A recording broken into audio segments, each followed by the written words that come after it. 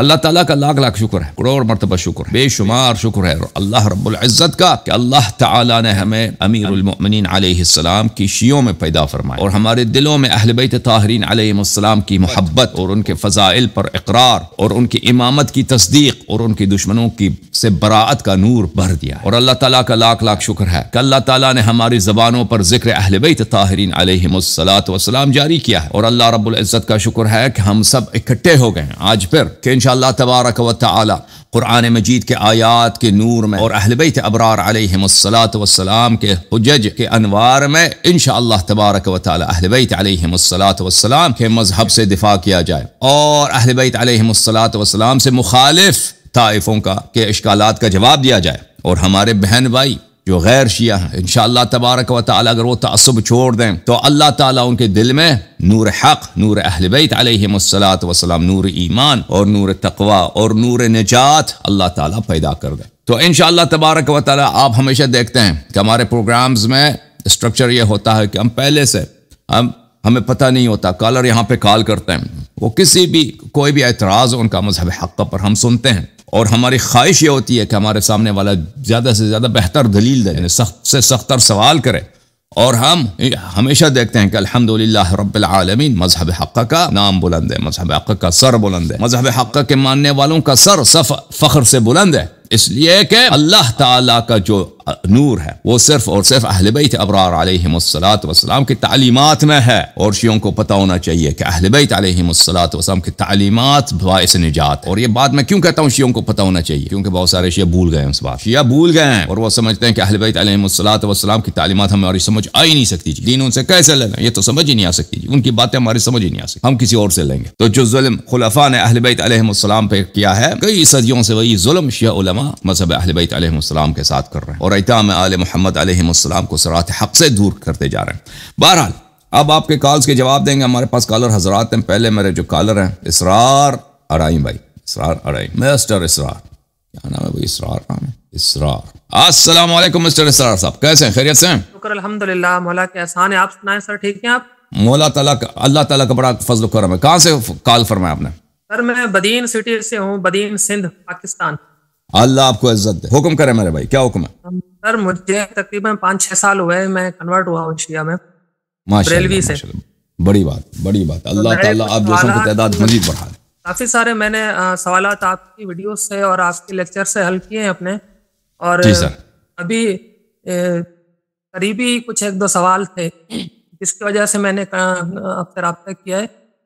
ایک تو سر، ایک ابھی اس محرم میں نے مقتل پڑھا ہے، ابھی مخنف، اس میں ایک سوال تھا کہ اس میں منزل در منزل مولا کا جو سفر ہے نا، وہ اس میں لکھا ہوا ہے، تو اس میں مجھے ایک تو امام کی مشیت لازمی بات ہے، جو وہ بتائیں گے وہی ہمیں سمجھ میں آ سکتا ہے، اور منزل در منزل اس میں 8-9 منزل چلتی ہے نا، ذو حسم ایک منزل ہے، وہاں تک مولا کا جو سفر ہے، اس میں مولا کے جو بتایا جا رہا ہے نا، جو لکھا جا رہا ہے وہ یہی ہے کہ مولا کو اس سے پہلے بہت سارے جگہ پر یہ بتایا گیا کہ حضرت مسلم ابن عقیل کی شہادت ہو گئی، کہ کوفہ والے جو بھی ماحول تھا وہاں کا وہ ان تک پہنچایا گیا، جگہ جگہ پر لوگ آ کر ملتے رہے اور وہ معاملات ان کے سامنے کھلتے گئے، تو مولا کو سارے معاملات کا پتہ تھا، لازمی بات ہے امام ہے۔ یہاں تک جو مولا کے سامنے جو بھی الفاظ آ رہے تھے نا، وہ یہ تھے کہ آپ وہاں نہ جائیے، ان کی تلواریں آپ کے خلاف ہیں، ان کے دل آپ کی محبت میں ہے، یہاں جیسے بھی۔ تو مولا کا ایک ہی جواب تھا کہ میں وہاں جاؤں گا، ٹھیک ہے۔ اور ذو حسم کی منزل پہ آ کے یہاں پھر اس کے بعد کی جو منزل ہے بیضا، ایسا وہاں پر جب حر ابن یزید ریاحی کا لشکر ملتا ہے تو وہاں پہ ایک دم سے مولا کا جو وہ کانٹیننٹ ہے یا وہ جواب ہے یا وہ ایک دم سے تبدیل ہو جاتا ہے، یہاں پر آ کے ایک دم سے تھوڑا وہ لگا عجیب، مطلب ذہن کو یہ چھوٹی سی اگر آپ مشکل حل کر دیں۔ اور دوسرا سر ایک مین سوال ہے میرے لیے، وہ مین سوال یہ ہے کہ جو تاریخ میں جنگ یمامہ کے بارے میں ذکر کیا گیا ہے، جنگ یمامہ، جس کو یہاں پاکستان میں بہت زیادہ جو ہے نا ہائی لائٹ کیا جاتا ہے، جو ایک سیاسی پارٹیز ہیں جو اس کو ایک اپنے مطلب اس کو سیاسی جو ہوتا ہے نا، وہ سیاسی ایجنڈے کے طور پر یوز کرتے ہیں، ٹھیک ہے. وہ اس میں وہ بہت سارا بڑھا چڑھا کر عوام کو ایک طرف لے کر جاتے. تو مجھے آپ کا بہت زبردست جواب اس میں یہ ملا تھا کہ جہاں پر ام المومنین عائشہ کی عمر کے حوالے سے آپ سے سوال کیا گیا تھا انڈیا کے کسی شخص نے، تو آپ نے اسے بڑا بہترین جواب دیا. جواب آپ کا یہ تھا کہ جنہوں نے یہ جو ہندو یا ملحد قسم کے لوگ جو آپ صلی اللہ علیہ وسلم کی توہین کرتے ہیں، تو وہ اس عمر کو لے کر، اس ایج کو لے کر، اس نکاح والے معاملات کو لے کر، تو آپ نے بڑا بہترین جواب دیا تھا کہ اس کے ذمہ دار وہ لوگ ہیں. دیکھیں بھائی، آپ ایک سوال کریں نا، آپ ایک سوال کریں، اس کا جواب لے لیں، پھر اگلا سوال کریں، ٹھیک ہے نا. اب عائشہ کی عمر کی طرف آ گئے.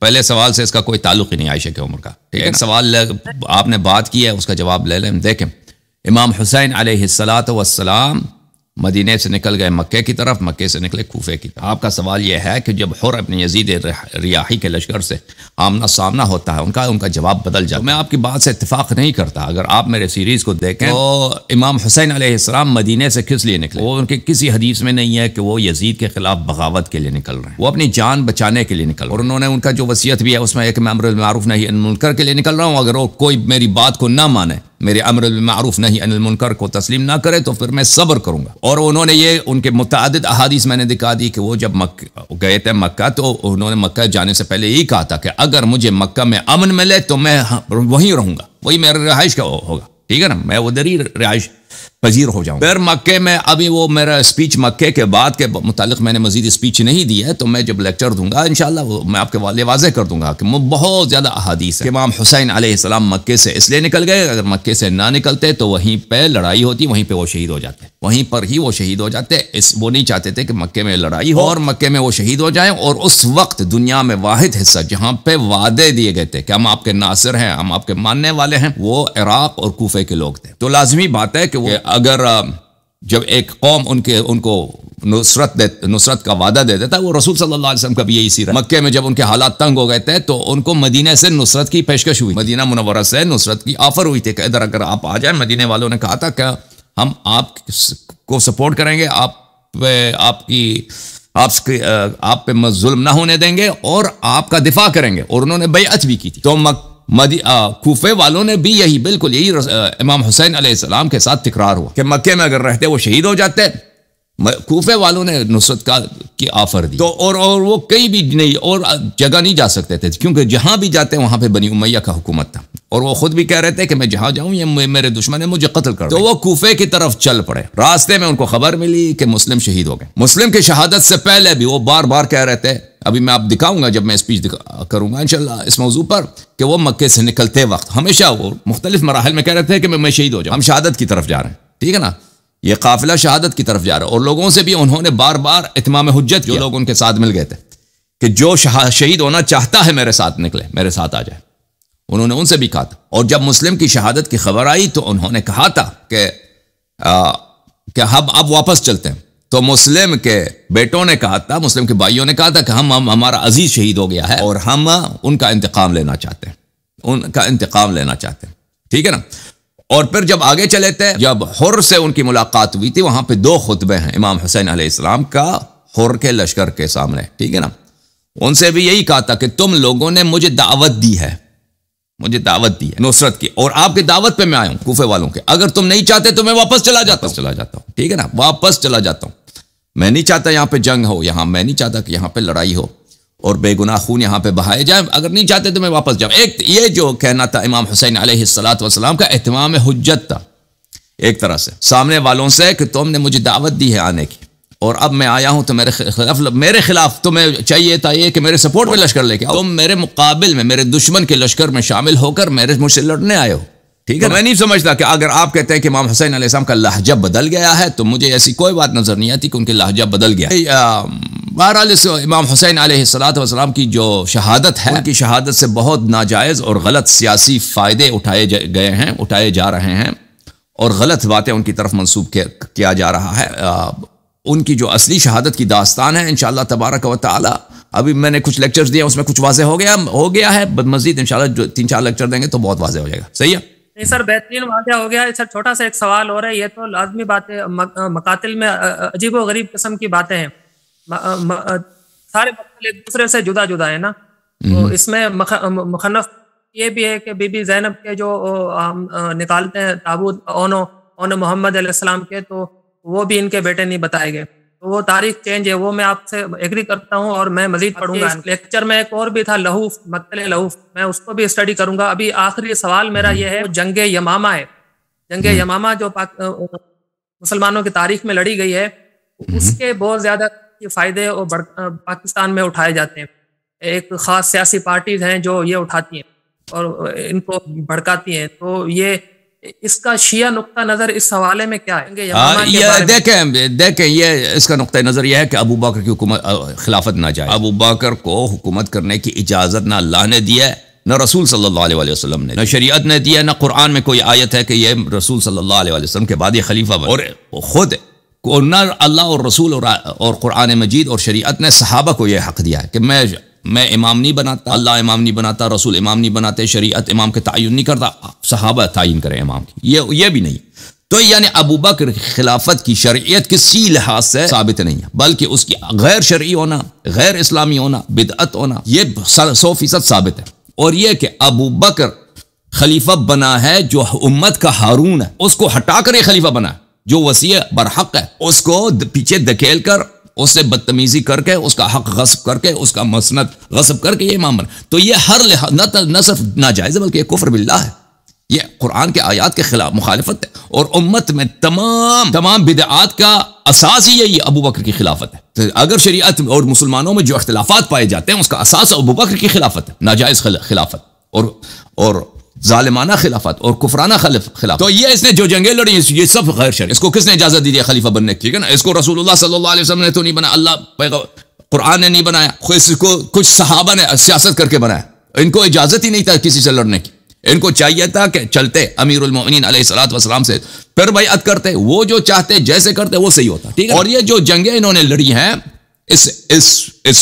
یہ تو میں نے اس سے تفصیل سے بات کی پہلے کہ انہوں نے جو جنگیں لڑی ہیں جو مسلمانوں کے ساتھ صحابہ نے ابو بکر کی خلافت کے آغاز میں، تو ان کو مرتد کا نام دے کر کہ یہ مرتد ہے، مرتدین سے لڑتے ہیں. دیکھیں جو مرتد تھے مسیلمہ کذاب وغیرہ، وہ رسول پاک صلی اللہ علیہ وسلم کے زمانے میں مرتد ہو گئے تھے. ٹھیک ہے نا.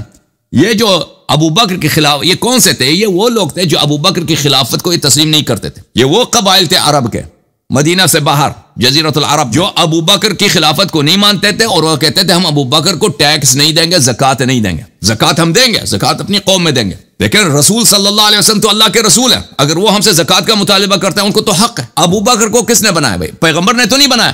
ابو بکر کو مدینہ کے کچھ لوگوں نے اپنا خلیفہ بنایا. تو ہم کس لیے، کس دلیل پہ اس کو ہم پیسے دے دیں؟ ہماری اپنی قوم میں غریب غربا موجود ہیں یہاں پہ. تو ان لوگوں کو نام دیا کہ مانعین الزکوٰۃ، مانعی الزکوٰۃ، زکوٰۃ نہ دینے والے، زکوٰۃ کو منع کرنے والے. اور یہ کہا کہ یہ مرتد ہیں، حالانکہ اگر کوئی زکوٰۃ نہیں دیتا، زکوٰۃ نہ دینے کی وجہ سے کوئی مرتد نہیں بنتا.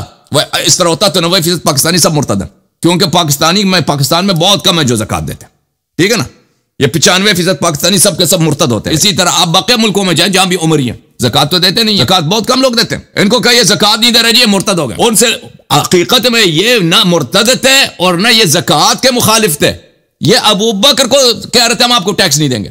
ان کو تکفیر کرا دی ان کی کہ مرتد ہیں، اور ان پہ انہوں نے لشکریں بھیجی ہیں صحابہ کی.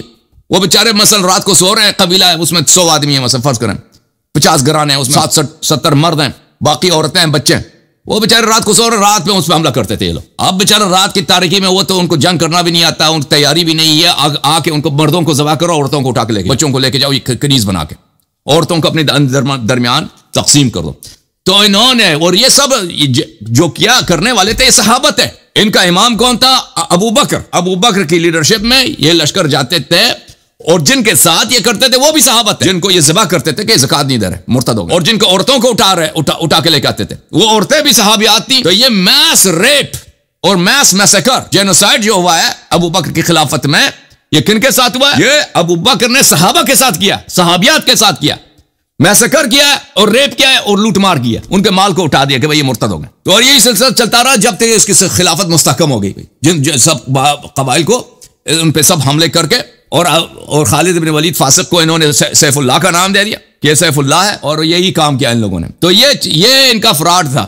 ابو بکر کی جنگ، بہرحال ابو بکر کی خلافت اساس سے باطل ہے، اس کی سب جنگیں باطل ہیں، بالخصوص وہ جنگیں جو انہوں نے عربوں کے ساتھ کیا ابو بکر نے، وہ تو صحابہ کا مسکر ہے، صحابہ بے گناہ صحابہ کو قتل کیا. جی ایک جو معاملہ پڑا تھا وہ تاریخ میں درج ہے، جیسے مالک ابن نویرہ والا قصہ ہے، بالکل وہ تو برحال مرڈر کیس ہے ان کے اوپر، ٹھیک ہے، وہ الگ معاملہ ہے. یہ جو مسیلمہ کذاب والا ہے، اس کے حوالے سے جو جنگ یمامہ کو بڑھا چڑھا کے پیش کیا جاتا ہے، اس کا الگ سے کردار کچھ ہے اس جنگ کا، جس سے اسلام کا کچھ مطلب فائدہ ہے یا کیا ہے؟